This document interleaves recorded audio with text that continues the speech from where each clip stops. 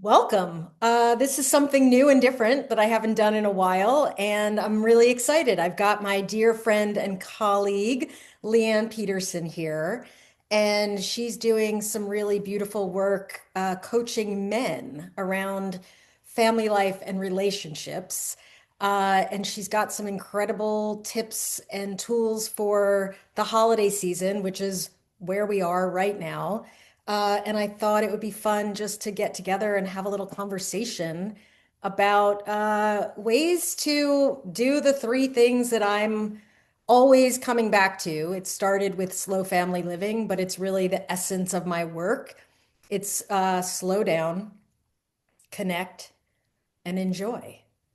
And if there's a way that we can apply that to family life, especially the men in our audience, feels good. So, Leanne, tell me what you're up to these days. Yeah, so I love the way we're both kind of doing the work is so congruent with how I've been working in my practice. And what I've realized is I don't think we have a great model for co-leadership in families.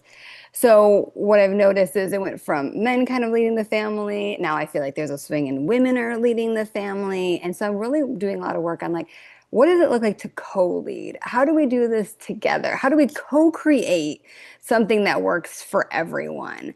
And the holidays were the perfect time to put some of this into practice and really start thinking about it different of how do we co-lead holidays? Because traditionally women have led holidays. Women hold the schedule and the presents and like women are holding the holidays. And so the question started brewing within me of, okay, how do we apply this to the holidays? How do we come out ahead in our relationships during the holidays? Because, I'm married, I have 3 kids, and there have been holidays where I leave mad at everyone, feeling depleted, feeling resentment, feeling like, what was that? Feeling overly burdened, and kind of looking at, my own life and then with other people, how can we do it different? How can we come out ahead during the holidays? And so that's what I've really been speaking to the men in my own audience about of how can you use this as a time to really come alongside your partner versus fading to the background? And then often what happens is it happens and then we're having to deal with the fallout of that. And so much like your work, how do we get ahead of it? How do we be intentional from the beginning so we can create something different for the family? You're speaking my language. I love it. So what I really see what you're offering is this like and I'll add one more, which is co-regulate, because, Mhm. I think there's so much energy and swirl that can happen in this time of year. But if we went into the holiday season with the reminder, because everybody knows it, but we don't always remember, that the best thing you can do as a couple is really learn how to co-regulate each other and remember that there are nervous systems and brains and beingness, but there's a lot that gets evoked during this time of year. And I think what we're both saying is really getting ahead of it and being more intentional and really recognizing like what adds stress, what takes away stress, what are the ways that we can take care of ourselves, but also each other so that the system hums along. And when there are bumps in the road, which there will be, how to really come back into, so it's like, what do we do before? What do we kind of do during? And then what do we do after? So Yes. let's talk about that. Like from this idea of slowing down, connecting, enjoying, and co-creating, what would be some of the tips that you would offer people for the before we get cooking on this season? Because we're still like right in the beginning. Exactly. And so I think the first thing is kind of setting this framework, what I call sacred relationships, really treating our relationship as a space between the two people that we protect and keep sacred to each partner. And also the kind of family math. A lot of times what I hear is, or I see, if most of the family is winning, we go with it. And this pulls back to Stephen Covey, win-win or no deal. Mm. What I believe, the family system's like a Rubik's Cube. If all the sides are not solved for, it's not solved. And Mm. I see a lot of people solving for two sides, three sides, and moving forward. And I'm like, wait, if we're really in alignment as a family, everyone is winning. And that doesn't mean in each moment, but it means the sum Yeah. is everyone's coming out ahead. And so I think that's the first thing when we think about this and we're looking at our schedules and our commitments and our flow.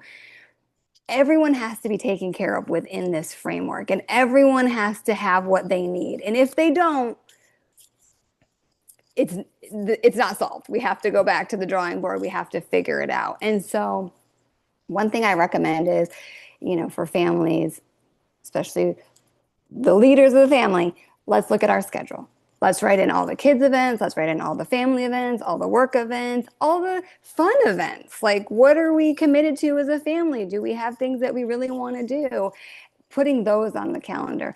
And then I think something that gets forgotten is, what do we as people want to do? And I love the saying, and I really live by this. It's when we have kids, it's their childhood, but it's our parenthood, right? Like, this is how I'm also living this too. I'll also never be in my 30s again. My whole 30s, I had my son at 30.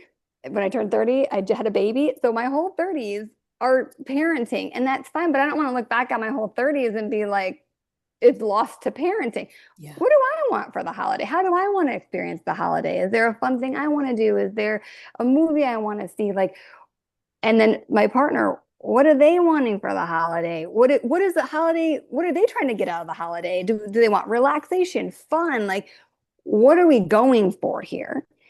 Because if we kind of create that, then we can actually then look at that calendar with fresh eyes and start to evaluate it from the point of like intention.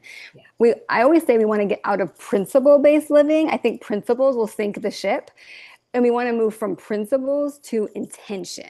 What is my intention Yeah. for this holiday? What, like, again, joy, peace, Yeah, what do I rest, want to like, feel? I don't What's want a to feel. state I want to plug into often? Maybe not every second, not every second, but like Not every second. what do I want to look back and go, wow, I felt, there was a lot of, what does that mean to you? It Yeah. might be excitement, it might be joy, it might be peace, it might be presence, like actual presence or like beingness presence. Uh, Yeah. and so, yes, that's where we come right in alignment is that sense of like, get a sense of what you've got going on, the logistics, the to-dos, the Mhm. desires, the like this is what makes it meaningful for me. Both Yeah. do that work, then really pull the scope back a little bit more and ask like, well, what does that actually mean? It means I'm living with more of this state, more of this feeling, not about them. I mean, I love that you're saying that. Like, yes, it's fun to make the holidays magical for kids, but how do you make it magical for you? Like that's also because you being resourced, you feeling like you're getting the yumminess out of it as well, that flows out. That. And speaking of that, because again, I think that's why we don't, as a partnership, come out ahead during the holidays because we're so focused on family commitments and kid commitments. Yeah. That's another thing I recommend doing. Brene Brown talks about this. Paint what done looks like. I want each couple to know what the Christmas day looks like. Yeah. Is there a full stocking? Are there presents under the tree for the each person? Are we not doing presents? Is who's handling Christmas breakfast? Is this chill? Like, I want to know what each partner expects from the other partner Yeah. on Christmas and how we're going to create that for each other. Again, to your point of like, we're participating Yeah. and we want to have our partners back and we want to model that for our kids. Yeah. I think that's another thing we need to remember. Like, we want to model healthy relationships where the partners are taking care of each other. So it is just as important to make sure that you're meeting your partner's needs, not just for your own self, but again, for the health of the family system. What does it look like to take care of I your love spouse? it. So for me, the slow down is really like pulling the car off the road and actually saying like where are we heading? Like where do we want to go and how do we want to travel? Mhm. Literally and metaphorically. And then the connect, so slow down, connect, enjoy. The connect is really in recognizing that in my world, as you know, clarity is it. Like, Mhm. I was saying this morning, don't outsource clarity. Like, make clarity in yourself and between the two of you, like something that you hold almost sacred. Mhm. Because to me, a lot of the times where the wires get crossed or things go sideways is because there wasn't the pulling back and the going in and the recommunicating. And it might sound even annoying to some people of like, why do we have to talk so much about it? Or why do I have to go in and really find that level of clarity? But what I know in my own life and working with so many people over the years is if you want it to feel a certain way, taking the time to ask yourself, what's going to move me toward that? And what am I going to do when I hit it? And what am I going to do when I don't? That can bring a level of calm, resourcedness, presence, joy to the season that, holds some weight. Like it just Mhm. does. And you might decide, like, nope, we're not doing any of it. And if you're both clear on that, great. Like that's the beauty of everything that I teach, and I'm sure you teach too, is like there is no right way to do this. There's just doing it with consideration, intention, and connection between the people who are steering the ship and leading the gang. And that's such a good point. And Gottman talks about this a lot that we evolve. Yeah. As people were evolving. And so it's important with our partners to check in every year. What's the holiday feeling like this year? This isn't like I want to be careful. This is not setting the template for the rest of your life. This isn't a once and done. This is every year. Because to your point, I'm at a transition point where my kids are a little bit bigger, not much bigger, but we're out of the baby thing. And it's just amazing this pull right now for simplicity for like I'm clearing out, I'm really reducing the number of gifts. That's different than I've been the last few years. And so it's been nice to be able to share that with my husband of I I'm shifting this year. Are you okay with that shift? Like I'm really feeling pulled to, we're talking about the kids, we're going on a trip. I was like, I just want to do stockings. I don't want to lug 500 gifts on the trip. Like I've set the expectation for them. Like I love to surprise and delight with my stockings, but I'm like, I don't want to do all this stuff. Are you good with that? And he's like, yeah. And then we were just last night sitting there, Cyber Monday. Okay, what do we want in the stockings? What's our budget for stockings? What do you think should be in the stockings? And it was like a nice activity together of, hey, are we on the same page? What are we thinking? What would we like to do? Yeah. But it's like it changes every year. So we need to check in every year. Where are you at? We might have just lost a parent, a family member. So there might be a holiday of grief. We might have a new baby where like that's a totally different mode. Like we need to make sure we're meeting the needs of the now Mm. and not the idealized version of the holidays. Exactly. I love that. So, all right. So that's kind of the before. That's the work that you can do, the play you can do, however you want to frame it. And I mean, what a fun way to be a team, right? Like being in conversation about that. What happens when you're in it and things do go a little sideways? What are some of your tips and tools for reconnecting when things go a little offline and there's some rupture or like things get a little heated or the stress does kind of come up a little bit? What are some of the things that you coach men on in that regard? Well, I was writing a little like guide for for babysitters of how I kind of like parent my son. And one of the main things I said was just because it doesn't matter to you doesn't mean it doesn't matter to him. Mm, And that has been such a big learning in parenthood just because I don't think what order you put the shoes on is a big deal. Just because I don't think that one snack over another is a big deal doesn't mean it's not a big deal to him. yeah. And so talk about slowing down. I really had to slow down. So the first thing I'll say before even the rupture, again, the way we prevent some of these ruptures is, especially for men, one, I see this a lot. Well, I don't care about the gifts. I don't care about the food. I don't care about the family picture clothing. I don't care. So then I'm not taking their needs seriously. I'm not participating because it doesn't matter to me. Mm. That's a way, right? Then you're going to have a rupture immediately. Yeah. Like, just because it doesn't matter to you doesn't mean it doesn't matter to them. Yeah. I remember I talk about when my brother-in-law joined the family. I remember he'd want to be helpful. And so my mom one year had him set the table. And I was so upset because it's like, no, I like setting the table. That's my thing. I look forward to that every year. And so I think when we're looking at husbands and wives in the holidays, and this could be either person, but some one person often is more into the gift wrapping, the gifts under the tree, the food. Usually that's the wife. So there's a list, and the point is they don't want that touched. The goal is not to reduce it. The goal is not to diminish it. The goal is not to overlook it. The goal is not to, again, the big word here is minimize. On the holidays, do not minimize Yeah. someone else's vision of the holiday. Even if it's a little ridiculous, that's their vision. Yeah.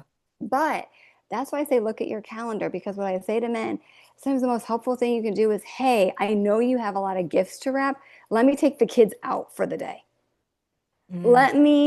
Let me pick up from school.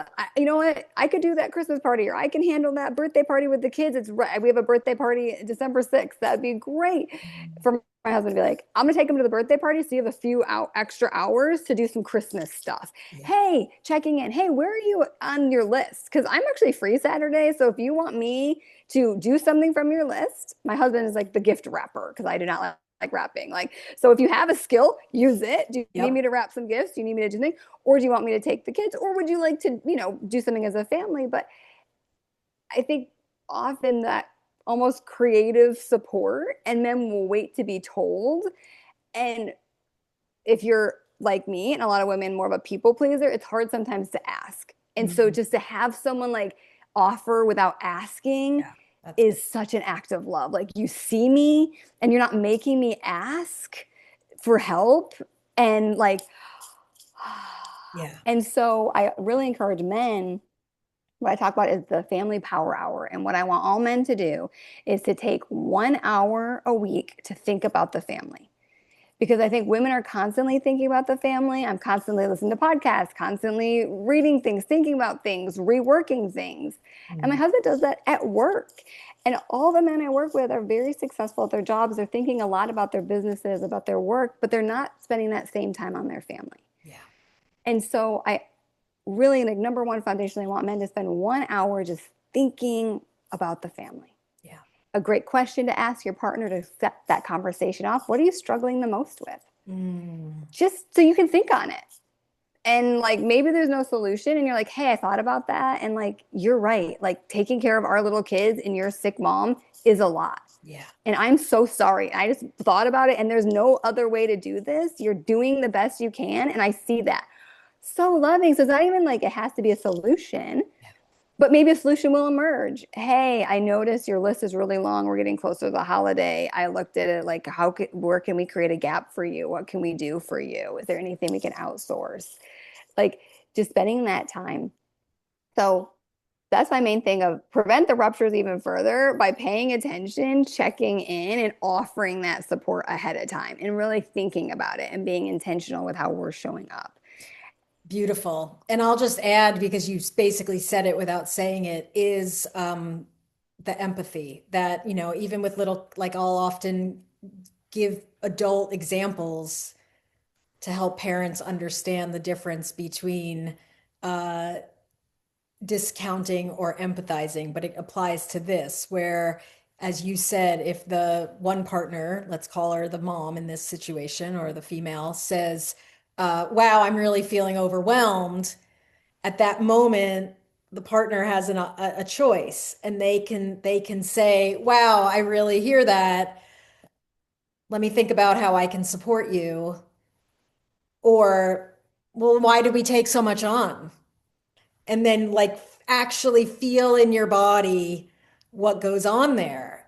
Just like Mhm. if a dad was to say, wow, I don't, that's too many events on the calendar.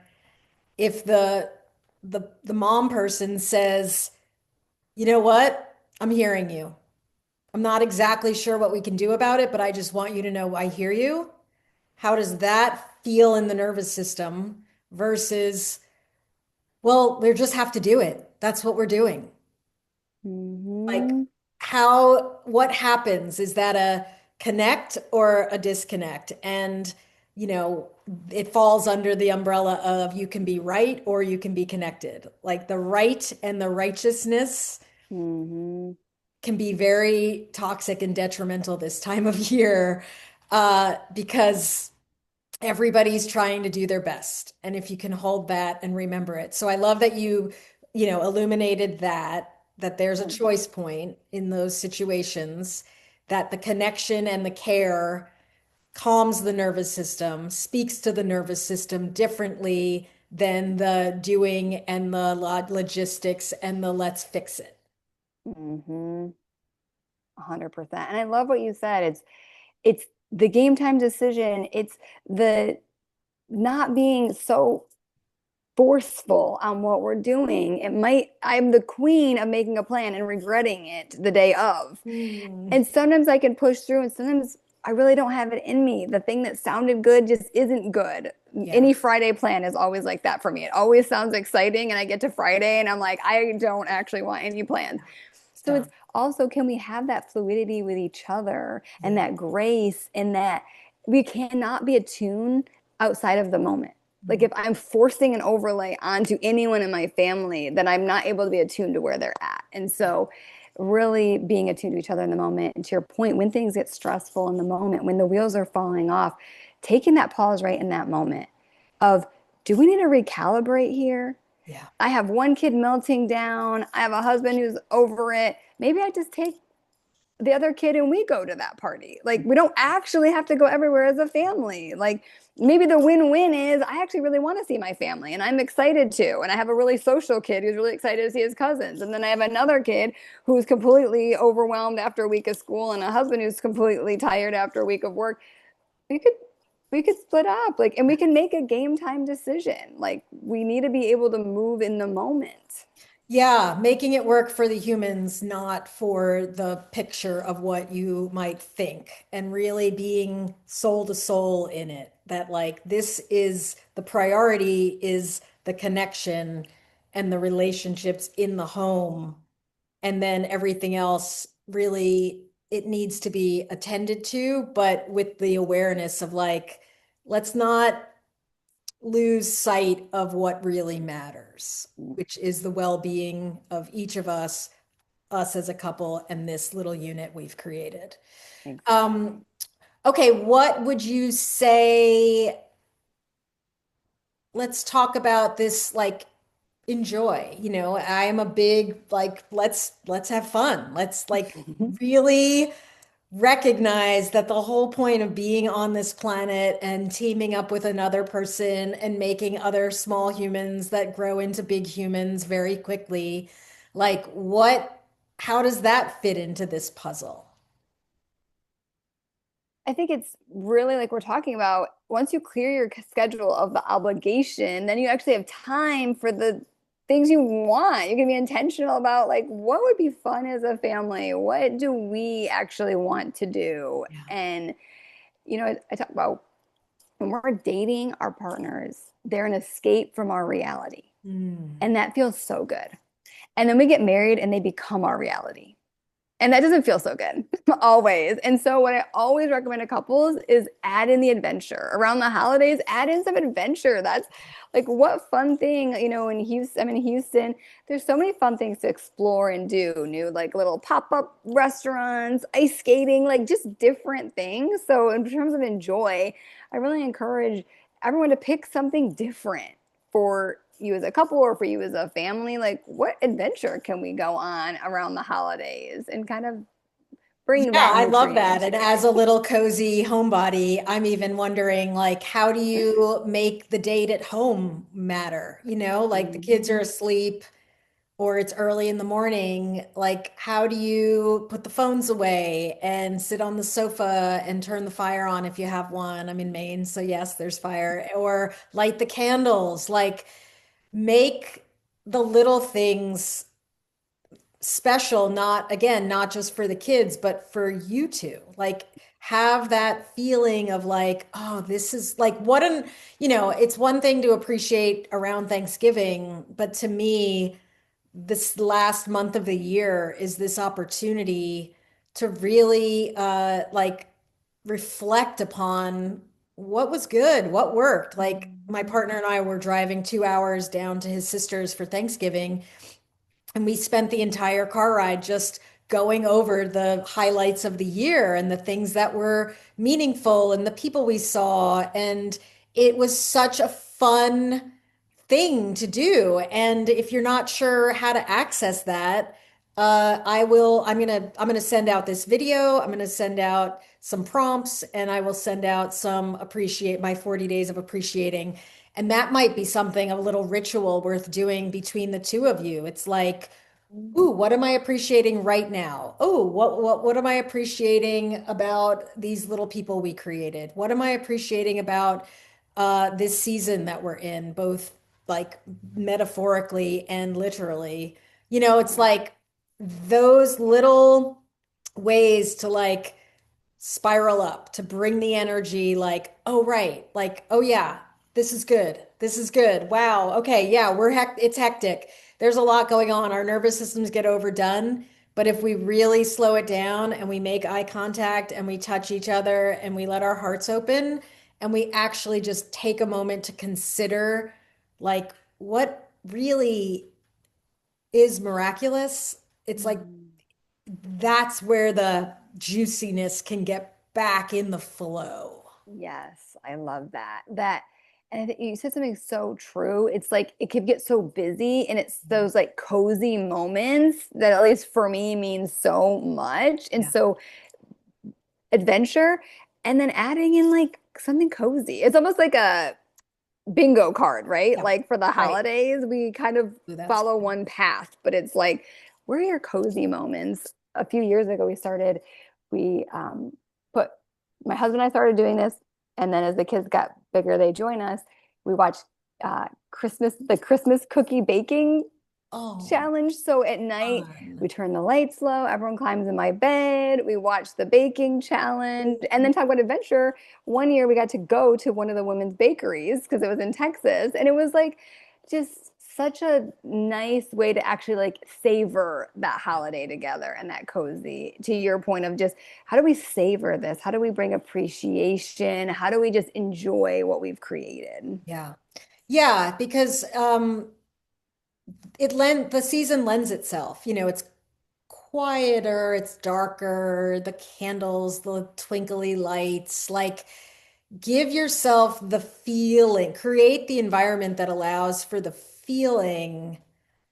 And it doesn't require spending money all the time. It might be, oh, we go to the woods, we go for a walk and look at the lights. We drive around and see the lights, and everybody wears their jammies and gets cozy, and we drink hot chocolate. Like keeping Mhm. it keeping it simple like that, and the slowing down, letting our nervous systems not get too revved, resourcing enough so that we have a little extra in our cups so that we have the juice to handle the sugar and the meltdowns that might be the result of that.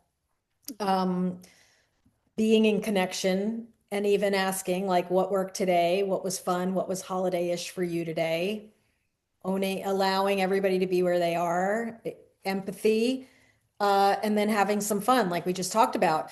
All right, I want to wrap this up, but what you had some good tools for after, like, so the holidays have come and gone. Oh, so one thing that I always, and you sort of referred to this a little differently than I talk about it, but I also love writing a future story, like talking about like how did it unfold both in the doing and the being? How did I tap into the feeling state? How did we create some magic that felt really yummy and delicious and fun?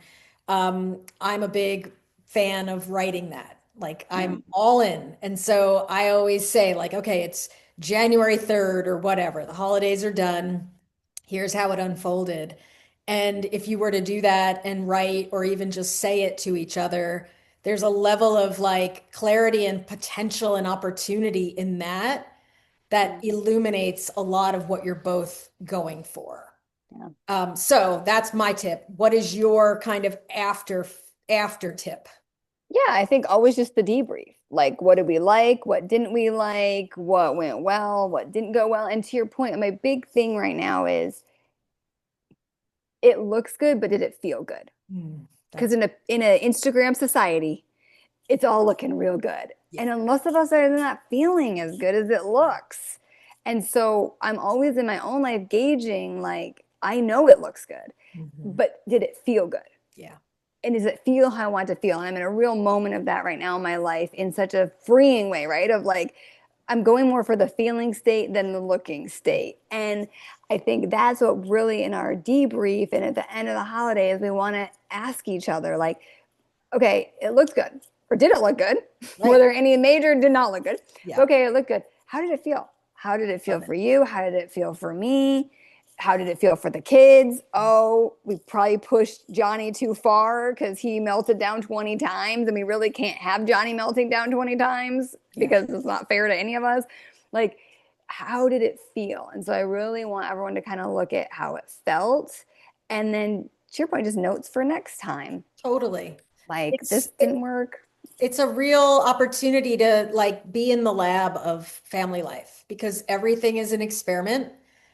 And when you craft experiments and do them intentionally, especially around the feelings, like, and again, I'm not like, I only want to feel present every second. You're not going to. I guarantee that. But if you know that's what you're going for, there's better chance that when you're either not feeling that or are feeling that, you're going to notice and you're going to nudge yourself in that direction. And it's Yeah. like tasting the meal, as one of my clients says, like, I want to taste it. I want to savor it. I don't just want to blow by and get the picture and say, oh, there it is. We did the holidays. It's like, get under it, get in the yummy, like, get in the molecular structure of it, of this situation. Like, it's the thing that I'm playing with the most in my own life and with my clients lately is, are you living a horizontal life, which is I'm reacting and doing for out there? Or are you living a vertical life where you're like, I am choosing to be in alignment. I am choosing to know what matters to me. And I am choosing to dial that in, even if it doesn't jive with what's out there. And if two people are doing that together, where they're both saying, like, let's be people who pay attention to how we dial into this experience of being here and each other and this system that we've created, like, that's powerful.